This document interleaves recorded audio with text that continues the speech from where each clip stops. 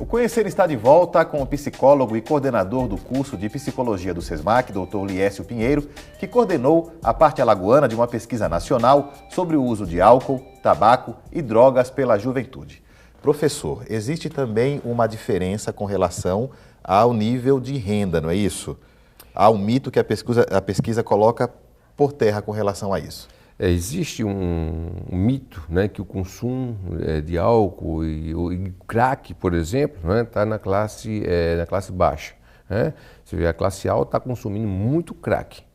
Então, a pesquisa demonstra que entre a classe de universitários, a grande maioria faz parte da classe A e B. São jovens que têm condições de comprar a droga ou álcool. Condições de comprar, inclusive o crack, que é barato, né, para a camada popular, mas há o consumo também pela classe universitária da classe A e B. Perfeito. Existe também o seguinte, mulheres e homens consomem proporcionalmente igual, mas há uma diferença no tipo de consumo de homens e de mulheres? Isso, há uma diferença no comportamento. Né? Então você vai ver que o consumo do sexo feminino, por exemplo, está muito voltado para antidepressivos, está voltado para drogas sintéticas. Já o comportamento masculino, você vai ver que está muito voltado para o álcool, maconha, cocaína. É um perfil completamente diferente. É um perfil de um completamente. Apesar que, como eu falei, o resultado mostra que há uma relação de um para um. Ou seja, homens e mulheres consomem drogas lícitas e ilícitas na mesma proporção. Em relação à faixa etária, qual é o grande pico de consumo de Bom, substâncias como essa? O grande pico de consumo é justamente de 24 e 35 anos. No entanto, olha só, mais da metade afirma que começou a consumir antes dos 16 anos. Mais da metade, é muito mais exatamente. Precoce. Exato. Então, cerca de 6 mil alunos, né, da amostragem consome álcool ou outras drogas antes dos 16 anos, que você começou a consumir. Com relação ao tabaco em si, que existe toda uma pressão, inclusive da mídia, não é, contra o fumo. Os dados, quais são? Olha, o tabaco é muito consumido, né? Apesar das campanhas, e a gente tem que começar a discutir também a eficácia dessas campanhas. Né? Então você vai ver que na carta de cigarro coloca foto de pessoas em estado terminal, fetos com deformação, e começamos a discutir justamente o efeito dessas fotografias, o efeito da campanha governamental sobre a utilização do tabaco, né? Até que ponto está gerando efeito. Então nós não temos aí uma redução no uso do cigarro comum, muito pelo contrário. Não, muito pelo contrário. Principalmente com cigarro que é importado do Paraguai agora, né, que é o preço lá embaixo, né, então está uma acessibilidade muito grande, né, a outras classes populares, né, as classes populares, por exemplo. Uma outra coisa que a gente precisa falar é com relação à maconha, não é? Porque existe uma visão ainda de que a maconha é uma droga, é um fumo mais ingênuo, não é, do que o tabaco comum. Isso é verdade, de fato, que não causa mal à saúde, não causa prejuízo? Isso é uma visão romântica, né? A maconha, ela é tão maléfica como outras drogas. Quer dizer, o fumo de maconha, ele pode prejudicar a saúde? Pode e muito. Né?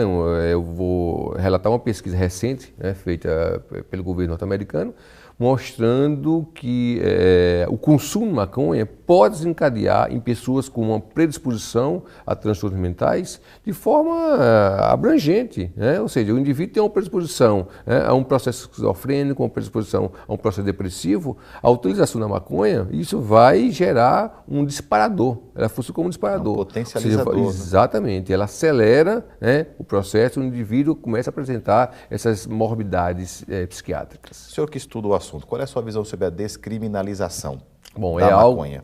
É algo que nós precisamos discutir seriamente. Né? Então, não é apenas ter uma visão romântica sobre a maconha. Eu preciso saber os efeitos por trás disso. Lógico que nós sabemos que essa discussão de descriminalizar a maconha tem questões econômicas por trás que nós não podemos negar, né? No entanto, nós sabemos que é altamente nocivo. Você pega o governo holandês, por exemplo, onde você compra maconha em bares, você compra comércio de maconha livre em alguns cafés, por exemplo, você escolhe em cardápio, inclusive, está começando a discutir a venda da maconha, discutir o efeito da maconha sobre a população. Uma visão mais restritiva sobre o acesso e o consumo, não é? Exato. E também nós precisamos compreender também a questão da legalização da maconha para efeitos terapêuticos, que é uma outra perspectiva e que é um outro tipo de maconha. Não é a maconha que é comercializada no submundo, por exemplo. Mas aí é toda uma discussão que gera novas concepções a respeito de programas para tanto o combate como para restringir a utilização dessa droga.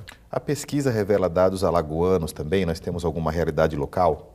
Olha, a realidade local, ela, por incrível que pareça, ela corresponde ao sul e ao sudeste. Ou seja, apesar das diferenças culturais, das diferenças socioeconômicas, nós observamos nos dados que os dados correspondem ao que foi encontrado em todo o país. Acompanha uma média nacional. Acompanha uma média nacional. Agora existe uma outra pesquisa em curso que fala sobre a realidade alagoana, é isso? Isso. A pesquisa que a gente está desenvolvendo é justamente ver como anda o consumo especificamente nas universidades e instituições privadas no estado de Alagoas. Com quem está sendo aplicado isso? Bom, professor? nós estamos aplicando com cerca de 5 mil alunos, de um total de 13 mil alunos do Centro Universitário do SESMAC.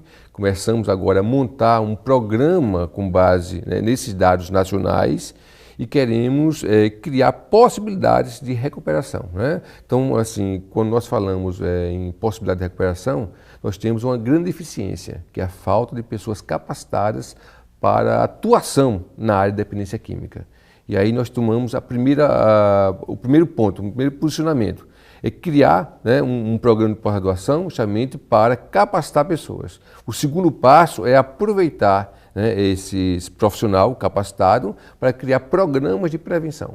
Quando que nós teremos resultado dessa pesquisa alagoana sobre o tema? Bom, o resultado está previsto para meados de 2012. Agora, em termos gerais, a estrutura que nós temos para tratamento é muito precária ainda, não é? Muito precária. Então, assim, o Estado de Alagoas precisa levar a discussão junto à sociedade, porque se ele não leva isso junto à sociedade, nós não conseguimos meios efetivos de combate. Então, assim, nós temos um aliado. Eu sempre digo que o grande aliado do combate a essas substâncias ilícitas é a mídia. Quanto mais possibilidades de levar essa discussão à comunidade, nós criamos meios de combate. Perfeito. Professor, vamos dar um pequeno intervalo. No próximo bloco, voltamos com o professor Liécio Pinheiro, falando sobre a pesquisa que mapeou o consumo de álcool, tabaco e drogas em Alagoas e no Brasil. Conhecer? Fica por aqui, mas volta já já, não saia daí.